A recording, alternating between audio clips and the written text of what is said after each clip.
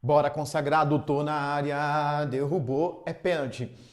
Seguinte, Paquito, mais dois exercícios para você aí. Prova CFS1 2023, código 81. Bora lá, time!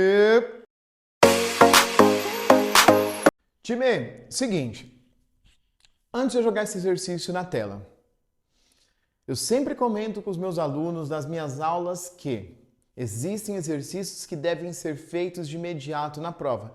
E existem exercícios que foram colocados na prova justamente para tirar você do concurso.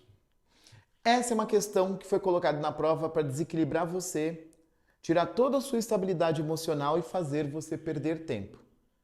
Aí você vira e fala, Vander, e eu falo, oi. Essa questão é difícil? Não, ela não é uma questão difícil. E por que então que você fala que eu deveria fazer depois? Porque ela é uma questão trabalhosa de se fazer, no qual você vai ter que analisar alternativa por alternativa e isso vai tirar muito tempo seu. Qual que é a estratégia? Faça as questões objetivas, aquelas questões práticas, similares às questões que nós já resolvemos anteriormente dentro dessa mesma playlist, que são questões mais objetivas, diretas, você vai ali, pá. Faça a sua média e depois você vem buscando questões para elevar essa média. Saiba ter estratégia de prova, porque senão se você pega essa questão e você perde 10 minutos desenvolvendo a questão, já era, você jogou sua prova fora. Então tenha a estratégia de prova e agora vou jogar essa questão na tela para você. Segura aí, peraí. Pega aí. Ele fala que quando se anuncia um período de escassez hídrica, surge sempre a preocupação com o consumo de energia elétrica residencial. Na casa do senhor José, há um chuveiro elétrico de 5.000 watts, que fica ligado 30 minutos por dia. Um refrigerador de 500 watts que fica ligado 24 horas por dia e 10 lâmpadas de 10 watts cada, que ficam ligadas 5 horas por dia. Dentre as alternativas a seguir, assinale aquela que apresenta a afirmação correta. Time, vem comigo no quadro. Olha lá, meu consagrado, já está aqui na tela, já tirei os dados para você do enunciado, né? Um chuveiro de 5.000 watts de potência, 30 minutos por dia. Um refrigerador, 500 watts de potência, 24 horas por dia. E 10 lâmpadas de 10 watts, cada uma delas, 5 horas por dia. Esse aqui eu vou fazer com você alternativa por alternativa até a gente encontrar a alternativa correta, tá bom? Beleza? Boa. E alternativa A, eu tenho que analisar cada uma delas. Não tem outra opção aqui, tá? Não tem outra opção. Vai ter que olhar. E eu vou dar uma olhada aqui onde está meu monitor, que eu consigo acompanhar, visualizar o texto aqui, tá? As lâmpadas ligadas ao final de 30 dias apresentam um consumo de 18 kWh. Então é o seguinte, ele falou que ao final de 30 dias, então ele está usando o mês aqui, ó. Então, vou adotar como um mês padrão 30 dias. Beleza? Bora. Então, vamos ver o que acontece. Se você recordar aqui, é importantíssimo que você se atente a um detalhe. Lembra lá que o consumo de energia, se você lembrar, potência é igual a variação de energia, né, pelo tempo. Você vai recordar que o consumo de energia é a potência vezes o tempo de utilização do equipamento. Beleza? Vem comigo aqui então, neném. A energia das lâmpadas é igual à potência da lâmpada. Ele falou pra gente que é uma potência de 10 watts cada. Então eu tenho 10 lâmpadas com potência de 10 watts, por isso que eu coloquei 10 vezes 10, vezes o tempo de utilização. São utilizadas 5 horas por dia. Só que aí eu multiplico por 30. Por quê? Então presta atenção. Isso aqui é o total de lâmpadas, 10 lâmpadas. Essa aqui é a potência, tá? Essa aqui é a potência, tempo de utilização por dia e 30 dias do mês. Beleza? Então aqui eu tenho um consumo de 10 vezes 10 vai dar 100. 100 vezes 5 vai dar 500. 500 vezes 30. Isso aqui vai me entregar o seguinte contexto, presta atenção. Como que você faz para ganhar tempo? 5 vezes 3, que vai dar 15. Não usei 1, 2 e 3 zeros. 1, 2 e 3. Isso aqui está em watt-hora. Para passar para quilowatt-hora, eu tiro 3 zeros. Ou seja, tenho aqui, ó, 15 kWh. Na alternativa A, ele falou que isso seria 18 kWh. A alternativa A está fora, está descartada já. Já sabemos que a A não é possível. Vamos dar uma olhada na B? Eu vou apagar o que eu fiz aqui, mas você já sabe que a alternativa A está fora, não é viável para a gente. Dá 18 como resposta, a gente chegou no 15. Beleza? Então, tá fora aqui, tô apagando para você. Boa. Vou olhar agora a alternativa B. A A já foi eliminada, tá? Vou dar uma olhada na B para você e presta atenção. A B ele fala: o maior responsável pelo consumo de energia elétrica na residência ao final de 30 dias é o chuveiro. Para um pouco, falei para você, estratégia de prova. Não vou fazer a alternativa B. Por que eu não vou fazer a B? Porque, vamos ser honestos, a B pode estar correta? Pode. Mas você tem duas outras alternativas que eu vou comentar com você agora, e aí a gente consegue ter um parâmetro. Então eu vou pular a B, vou avaliar a C, porque eu determinar o valor da B, automaticamente vou ter que determinar outras coisas. Então eu vou e dou uma olhada na C, desculpa. Então, a alternativa C agora eu vou avaliar com você. Ao final de 30 dias, o refrigerador é responsável por 80% do consumo de energia elétrica total da residência. Gente, de qualquer forma, eu vou ter que calcular o refrigerador. Você pegou a visão? Então, por isso que eu vou fazer o C primeiro. Vamos dar uma olhada no refrigerador. O refrigerador eu estou usando, o consumo de energia dele será potência vezes o ΔT. A potência do meu refrigerador é uma potência de 500 watts. Vezes o tempo de utilização, 24 horas por dia. Vezes 30 dias, que eu estou falando no mês. Para aqui, você vai pegar a visão de um exercício, de um cálculo que eu vou fazer com você de uma forma mais rápida. Eu vou te ensinar um macete aqui para você ganhar tempo, hein? Pega essa visão. Primeiro eu vou fazer esse cálculo aqui, que está menor. Opa, deixa eu mudar de cor aqui. Eu quero sinalizar bem para você o que eu estou fazendo. Vou fazer esse cálculo aqui. 24 vezes 30. Acabei de passar um macete para você. Vamos ver se você está antenado aí. Olha aqui, fofolete. 500, que multiplica. 24 vezes 3 dá 72. Não usei um zero, vem para cá. Pô, eu vou fazer 720 vezes 500. Calma, presta atenção. Ao invés de usar 500, acompanhe a minha estratégia aqui de cálculo. Eu não vou usar o 500 dessa forma, eu vou usar o 500 dessa forma aqui. Ó. Continua sendo 500 isso? Continua. Vezes 720. Por que você vai fazer isso? Porque quando você multiplica por múltiplos de 10, 10, 100, 1000, 10 mil, é só você jogar os zeros. Então eu tenho 3 zeros aqui, 1, 2, 3, vou jogar aqui. Então eu tenho 720 mais 1, 2, 3. E aí você só divide por 2. É mais fácil do que multiplicar tudo aquilo. Eu divido por 2, né? 72 dividido por 2 dá 36. Então eu sei que eu tenho 36 e mais 1, 2, 3, 4 zeros. 1, 2, 3, 4 zeros. Lembre-se que isso aqui está em watt-hora. Para representar em quilowatt-hora, então vou tirar 1, 2, 3, ficou 360 kWh. Ainda não é o suficiente para eu determinar para você se isso equivale a 80% de tudo. Mas é o suficiente para você recordar que na alternativa A, você calculou que o consumo de energia das lâmpadas era um consumo de 15 kWh. Agora sim, eu vou trabalhar com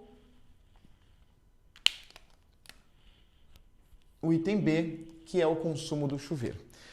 Time, é o seguinte, Wander, mas por que você não olhou logo? Porque eu estou colocando para você o seguinte aspecto. Calculando do chuveiro, eu não ia ter certeza ainda. Então eu venho para essa, eu pulo aquela, não vai me entregar uma resposta direta e objetiva, e vou olhando as outras alternativas. Você ganha tempo, você vai enxugar as possibilidades aí. Vamos ver o chuveiro agora. O chuveiro, ele tem um consumo de energia de, vamos lá, vou enxugar para você aqui bonitinho, Paquito, 5.000 vezes 30 minutos, meia hora, né? Isso tudo vezes 30 dias. Pegou o que eu estou fazendo? Então vamos lá. 3 vezes 5 vai me dar 15. E não usei 1, 2, 3, 4 zeros. 1, 2, 3. E aí, tudo dividido por 2. O meu consumo de energia aqui, 15 dividido por... ou 150, né? Vamos pegar o 150 dividido por 2, vai dar 75. E 1, 2, 3. 1, 2, 3. Isso em watt-hora. Em quilowatt-hora dá 75, né? Você tira 3 zeros. Quilowatt-hora. Então vamos lá. Você sabe quanto é o consumo do refrigerador, quanto consumo eu tenho do chuveiro, qual o consumo das lâmpadas. Na alternativa C, ele fala para você que isso aqui representa 80%. Vamos verificar se realmente representa 80%? Como que você faz isso? Então preste atenção. Eu vou apagar aqui os dados só para você conseguir visualizar melhor o cálculo, tá? Falei para você, essa questão é uma questão, não é difícil, você consegue fazer tudo que está aqui. Mas ela é uma questão longa, extensa, olha só. Está te tirando o tempo de você resolver mais questões. É o que eu sempre falo para os meus alunos. Preste atenção. Uma questão difícil de física tem o mesmo peso que 4 questões simples, acessíveis de física. Negocie com a prova ali. Você prefere pegar... ganhei uma questão difícil, ou uma questão trabalhosa, que é esse caso aqui. Ou ganhei 3 ou 4 questões mais acessíveis. Gente, bora lá, né? Isso aí. O total é você pegar 360 mais 15 mais 75. Então, a energia total vai me dar aqui 450 kWh. E ele falou que isso aqui representa 80%, né? Como que eu faço para achar essa porcentagem? Eu pego 360 e vou dividir por 450. Você vai pegar o 36 e vai dividir aí por 45. Dividir 36 por 45, isso dá 0,8, popularmente conhecido como 80%, né? Então, realmente, isso aqui consome 80% do total da residência, o que me dá a alternativa C. Alternativa C de Charlie, alternativa correta. Boa, consagrado. Isso, boa, Champs. Falei para você, essa questão ela não é difícil, mas ela é trabalhosa. E se você errar um cálculo, você se enrosca completamente na prova e joga tudo fora. Preste atenção no que você está fazendo, saiba triar aí qual questão você vai fazer e qual questão você vai deixar para um segundo plano quando você vem elevando sua média. Porque é aquilo. Quando você faz a média, você tira um peso enorme das costas. E aí você começa a enxergar questões que você talvez não enxergaria naquela pressão de fazer a média. Vamos fazer mais uma questão aí? Bora lá, time, vem comigo. Bora lá, time. Saindo uma questão aí mais pesadinha de cálculo, né? Para uma questão completamente literal. E a IAR vem caminhando muito para esse perfil de questão. Então pega aqui, ó, joguei na tela para você. Bora! A figura a seguir representa vasos comunicantes indeformáveis que possuem diâmetros iguais e um líquido de densidade μ, que está em repouso, time. Do lado esquerdo, há uma amostra confinada de gás ideal que exerce uma pressão sobre a superfície do líquido, enquanto que do lado direito da superfície desse mesmo líquido está sujeito à pressão atmosférica, que ele chamou aí de P0, tá bom? E aí você observa na ilustração que ele coloca para você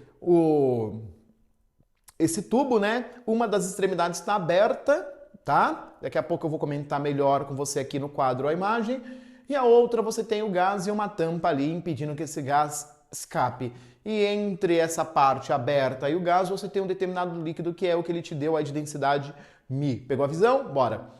Após uma expansão volumétrica do gás e ainda mantendo a pressão final da amostra do gás, que ele coloca de pressão GF, pressão do gás final, tá? Pressão final do gás, menor que a pressão atmosférica P0, assinale a alternativa que indica corretamente a expressão da diferença entre a pressão atmosférica e a pressão final do gás quando o líquido atingir o repouso. E ele pediu para você considerar que os vasos comunicantes estão em um local cujo módulo da gravidade é igual a G.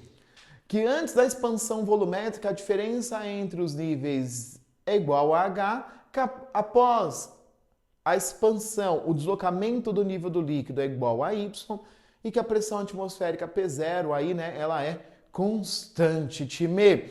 Então é o seguinte, vem comigo aqui no quadro, porque aqui tem muita coisa pra gente conversar. Bora, time!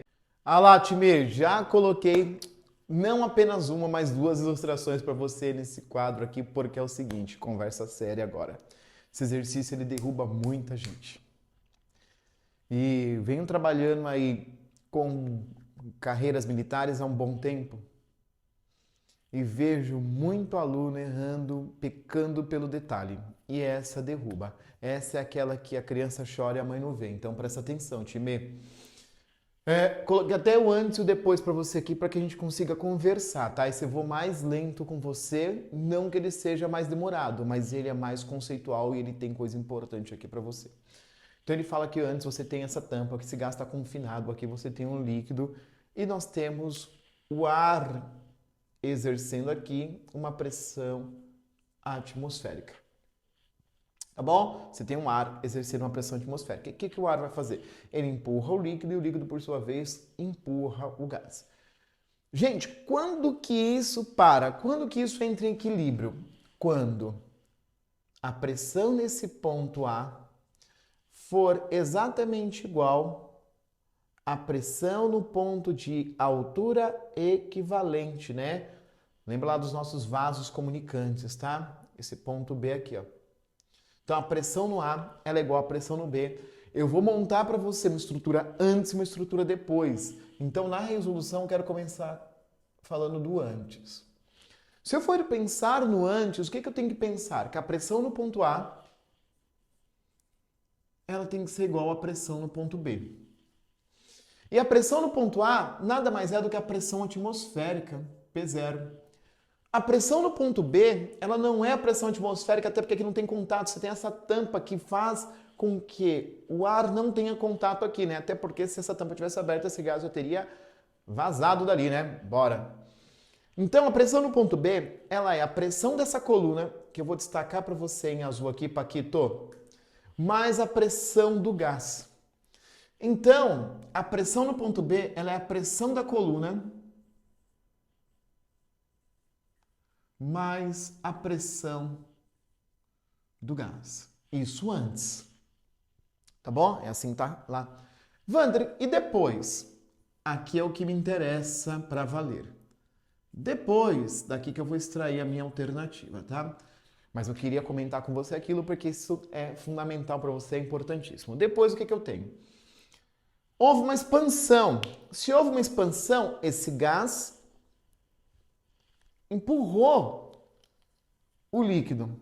Então, o gás que estava a essa... Deixa eu ficar aqui de lado melhor. O gás que estava nessa altura, ele não está mais nessa altura.